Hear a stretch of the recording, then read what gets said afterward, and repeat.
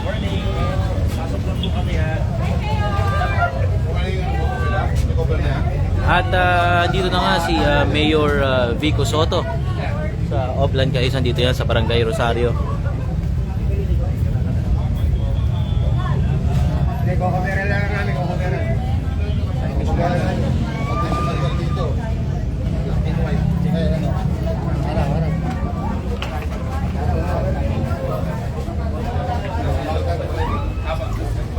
Step down, step down. Step down. Ito muna tayo, tapos babalik tayo dyan. Morning ngayon. Umaga. Isa po sa matatanda. Morning po. Ito rin po matanda.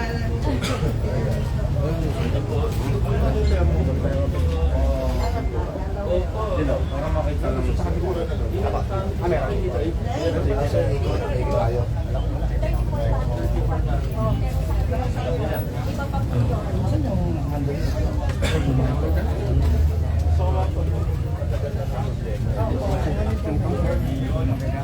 Dito nga tayo sa gilid yan ng Goldilocks sa kahabaan ng Ortigas Avenue. Sako pa rin ito ng Barangay Rosario. Dito nga po nagaganap ang Oplan Quezon at nakikita po nga ninyo si Mayor Vico Soto.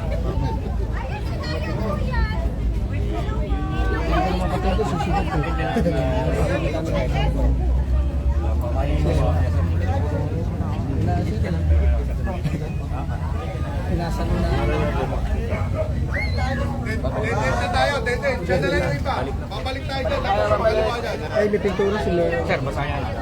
Hindi na dapat mapinturahan kayo. Hindi ako makaano dyan kasi ano eh. Masisikip lang. Dito ano? Kaya ano maliit.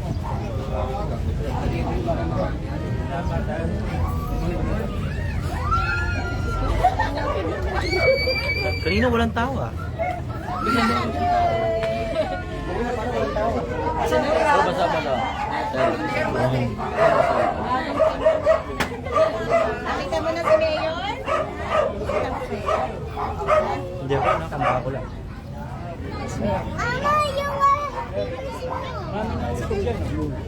Kanina ano ba ito? Kanina ba ito? Wala naman po nauntog. Wala bang sismagay? Wala nauntog siya. Pagka matatala, matatanggal. Pag nasasanay lang yung mga tagal. Nabagay, hindi ako maniniwala kung walang nauntog dito. Naglagay, umaangal na yan. Kaya naglagay niya ito. Pero hanggat maaari, paputol niyo ito. Hanggat maaari, maputol niyo. Uy, pasok para magano'n sa'yo.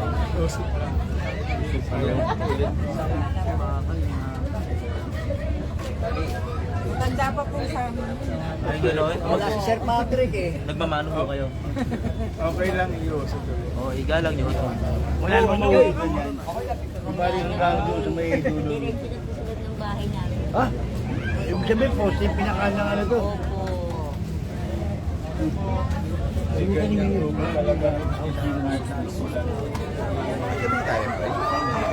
Sa Baguio. Ano sa Baguio? Baguio? Sino sabi nga sa Baguio? Nag-push siya. Lahat ng PIO nandun sa Baguio. Ayun nga po, kung mapapansin ninyo, pinipinturahan nga po nila yung mga pader para makitang kaaya-aya yung lugar. Maganda ho sa mata. So, at dito po si Sir Boyet.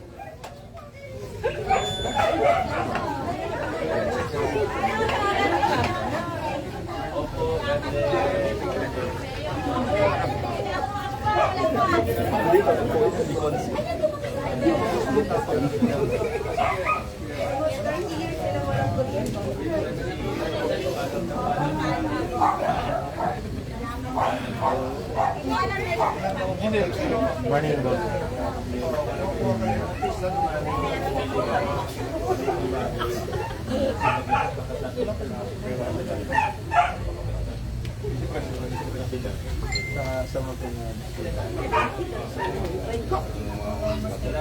Dito natin sa maluwag na tayo. Sa kanto.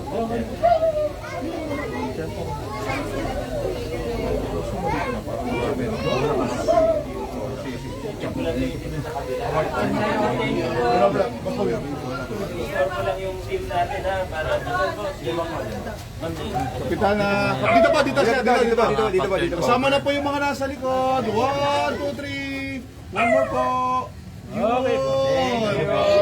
Turn over nga ay turn over nga ang solar lights, no, para sa mga residente dito sa lugar na ito. Masikip na yung lugar na ito, maraming tao at manipis lang yung kanyang daanan.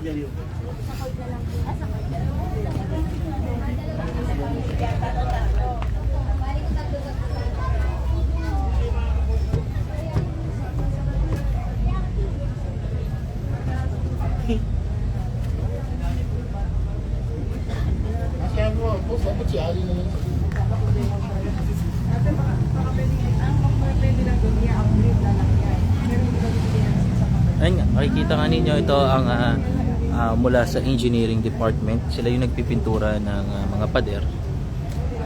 Combination of white and blue. Ito ang masisipag na mga empleyado ng engineering department. Ito na nga lang po natin hihintayin si Mayor dahil nga po masyadong masikip sa lugar.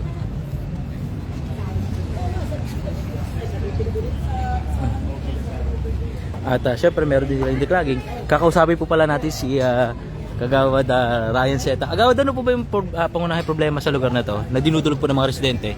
Magandang umaga po sa mga manonood. Nandito po tayo ngayon sa Petro, kung tawagin lumang Petro dito po sa ating Barangay Rosario.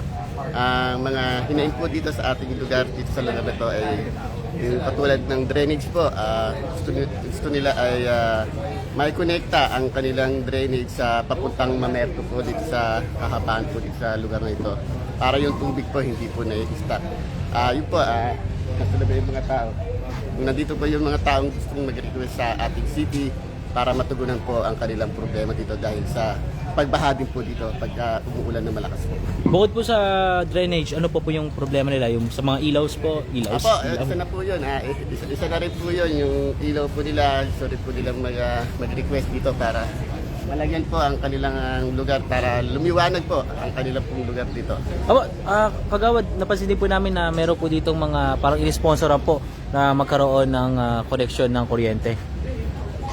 Kasalukuyan po, meron na po silang mga kuryente rito na nakabitan na po dahil sa tulong din po ng city at ng barangay nabigyan po sila ng kuryente po rito. Okay, maraming salamat po. Kagawad, ngayon na parating na Kapasko, may mga naka-line up po ba na activities ang Barangay Rosario? Opo, meron naman po. Pinaghahandaan po ng barangay po natin ang unang-una ang pamaskong handog po ng Barangay Rosario at pamaskong bulilit po para sa mga taga-Barangay Rosario po. Kailan naman po ba yan? Sa ngayon po, mauuna po sa ngayon po ay ang Christmas party ng barangay sa December 11 po.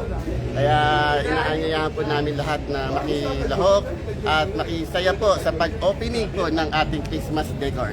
Thank you po. Merry Christmas, Kagawad. Merry Christmas po, Kagawad Ryan Seta. Salamat.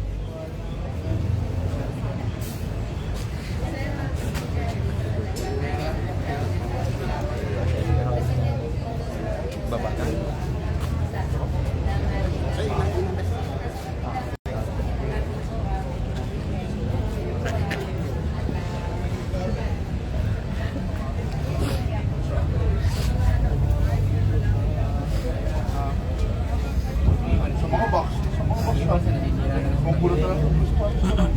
Tara, dikit ka.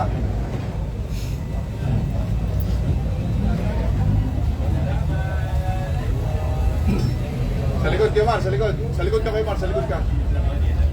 Edmond, birthday ko. Baka pwede akong pa-shoutout. Doon. Mamaya, pagkatapos na. Boss na eh.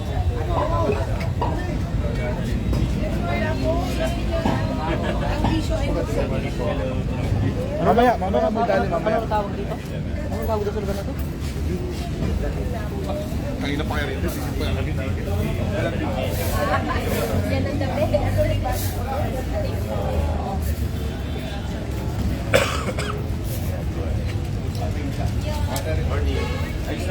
Yes.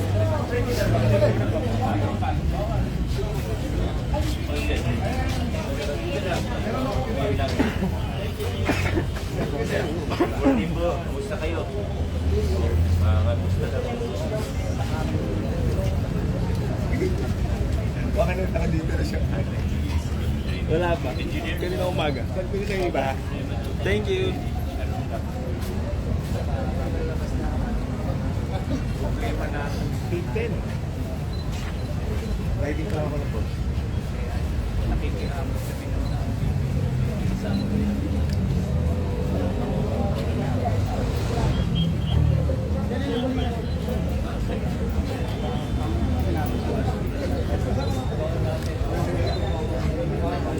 Nandito nga tayo ngayon sa kanilang basketball court.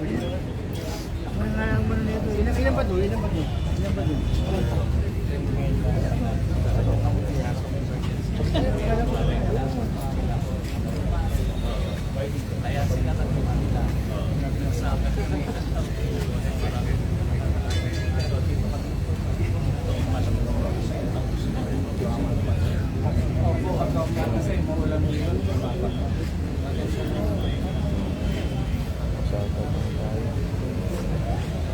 Asa ba si Kuya?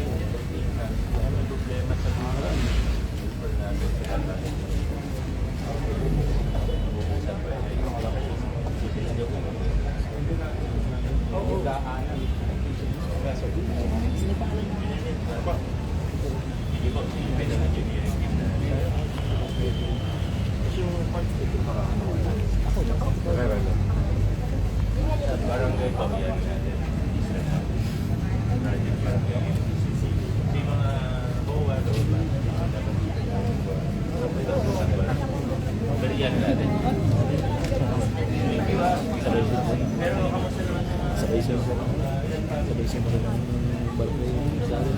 Patakain sa akin. Ito birthday ko sa akin. Tindi!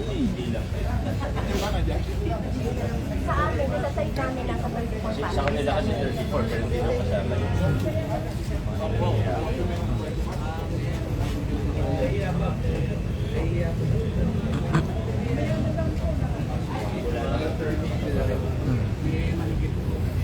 kasama ka dito para.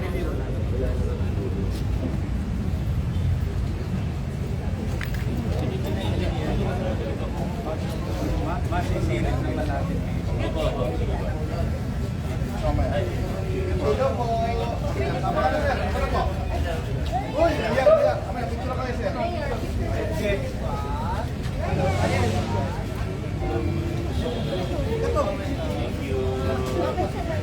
Picture na po. Marshall natin natin yun. Marshall natin.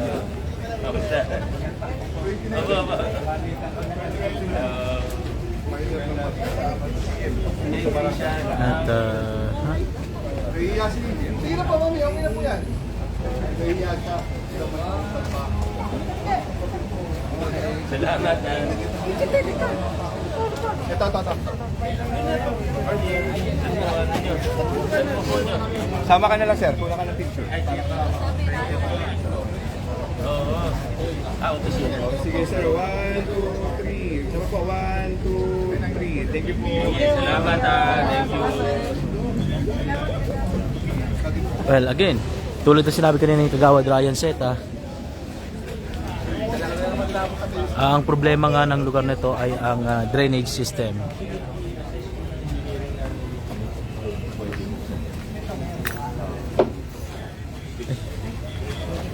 Sorry po. Uy. Easy.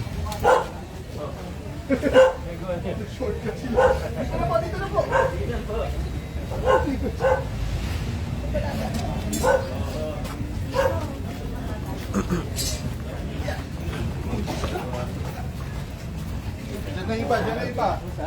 Balik na rin tayo. Oo.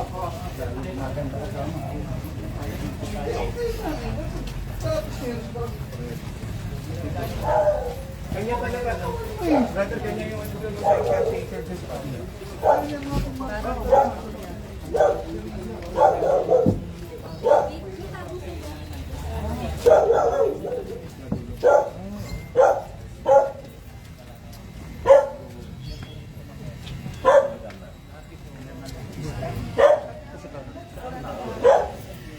Kap, tawag ka.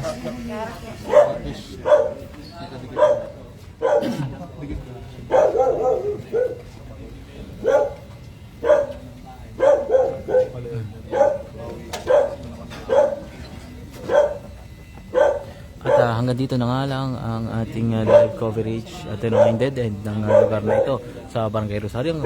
Hanggang dito na lamang po tayo. At, ako si Monching para sa latest ng iNews Pasig, Balita, Buhay, Pasigenya.